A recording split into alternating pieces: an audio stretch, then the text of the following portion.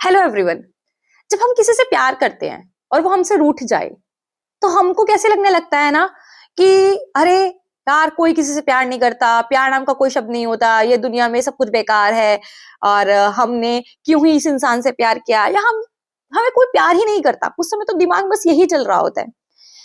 यहाँ पर भी कवि उन्हीं भावनाओं को व्यक्त कर रहे हैं। कवि कहते हैं, बिना छेड़ू तुझे मन में उदासी छा रही है, कि जब तक मैं तुझे ना छेड़ू ना तब तक मन में उदासी ही छा रखी है। ऐसे लग रहा है कि मैं खुशी नहीं हूं। लग रहा है जैसे कि मुझसे आज सब संसार रूठा। लग रहा है जैसे कि सबकी प्रीति झूठी, प्यार झूठा। और मुझ सा दीन, मुझ सा हीन कोई भी नहीं है। मुझ सा दीन और मुझ सा हीन कोई भी नहीं है। बिन छेड़ू तुझे मन में उदासी छा रही है। कि मुझे ऐसे लग रहा है कि खाली तुम नहीं रूठी हो, मेरा तो पूरा संसार मुझसे रूठ गया है।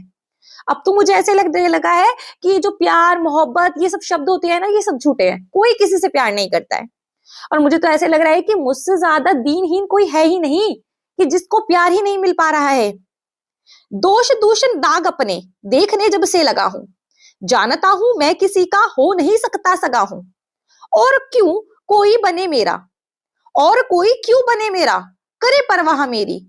तू मुझे क्या सोचकर अपनाती रही, अपना रही है। बिन छेड़ू तुझे मन में उदासी छा रही है। जब से मैं अपने अंदर कमियां ढूंढने लगा हूं ना, तब से मुझे ऐसे लगने लगा है कि मेरा कोई भी सगा नहीं है, कोई भी मेरा अपना नहीं है, और कोई मेरी परवाह भी नहीं करता है। ऐसा हमारे साथ भी होता है ना, जब हमारा अपना हमसे कोई रूठा हुआ होता है ना, तो हमको लगता है यार हमें कोई प्यार नहीं करता, कोई हमारी केयर नहीं करता, कोई हमसे मोहब्बत नहीं करता। ऐसे कवि को भी लग रहा है इस समय पे। जब उनको किसी को मनाना है और वो नहीं मान रही है ना, तो कभी कभी ऐसा ही लग रहा है कि भाई मुझे कोई प्यार नहीं करता, मेरी कोई परवाह नहीं करता है, और मेरा कोई अपना नहीं है। हो अगर कोई ना सुनने को, ना अपने आप गाऊं, पुण्य की मुझ में कमी है, तो ना अपने पाप गाऊं। और गाया पाप ही तो पुण्य का पहला चरण है। मौन जगती किन कलंकों को छिपाती आ रही है। बिन छेड़ू तुझे मन में उदासी छा रही है। अगर मान लिया कोई मेरी बात सुन नहीं रहा, तो इसका मतलब क्या है कि मैं अपनी बात भी ना करूं। जब ऐसा होता है ना कि जब हम सामने वाला हमसे गुस्सा होता है, हम उससे समझाना चाह रहे होते हैं और वो चुपचाप बैठा होता है, तो हम दिमाग में तो ये चल रहा होता है ना कि अरे हम बात किससे कर रहे हैं जब कोई सुनने कोई तैयार नहीं है। और मेरा तो हमेशा का डायलॉग होता है, जब मेरे हस्बैंड मेरी बात नहीं सुन रहे होते हैं ना, तो मैं हमेशा यही बोलती हूँ, इससे अच्छा तो मैं दीवारों के साथ सिर मार लूं, क्योंकि तुम तो मेरी बात सुन ही नहीं रहे हो। तो यहाँ पर भी कभी वही कहना चाह रहे हैं कि अगर कोई मेरी बात सुन नहीं रहा है, तो इसका मतलब क्या है कि मैं अपनी बात भी ना बोलूं।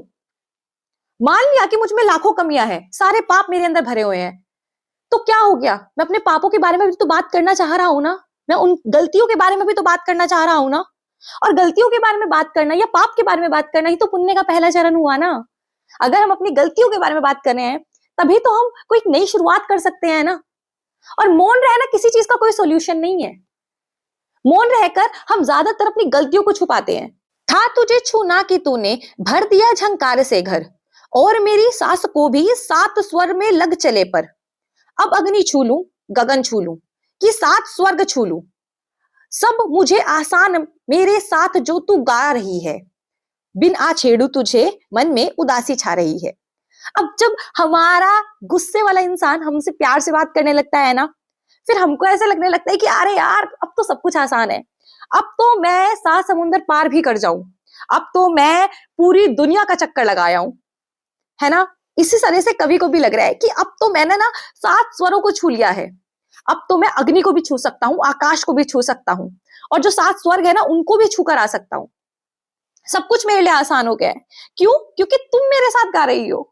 और जब हमारा पार्टनर हमारे से गुस्सा होने के बाद वो मान जाता है ना, तो हम सब कुछ भूल जाते हैं। हमको बस ऐसे लगने लगता है कि हाँ, अब हमारी दुनिया बहुत खूबसूरत हो गई है, अब हम कुछ भी कर सकते हैं, कुछ भी। तो यही प्यार, यही मोहब्बत को कवि ने अपनी कविता के जरिए डिस्क्राइब करा है। आई होप ये आपको अच्छी लगी होगी, क्योंकि ये कविता मुझे पर्सनली बहुत अच्छी लगती है। क्योंकि जब भी मैं इस कविता को पढ़ती हूँ ना, तो मुझे अपने हस्बैंड का चेहरा मेरी आंखों के सामने दिखाई देता है, जो वो मुझसे गुस्सा हो जाते हैं और वो कैसे रिएक्ट करते हैं और मैं उनको कैसे मनाती हूँ। तो वो सब चीजें आंखों के सामने घूमती है। तो मुझे तो ये कविता बहुत पसंद है और मुझे आशा है कि आपको भी ये कविता अच्छी लगी होगी।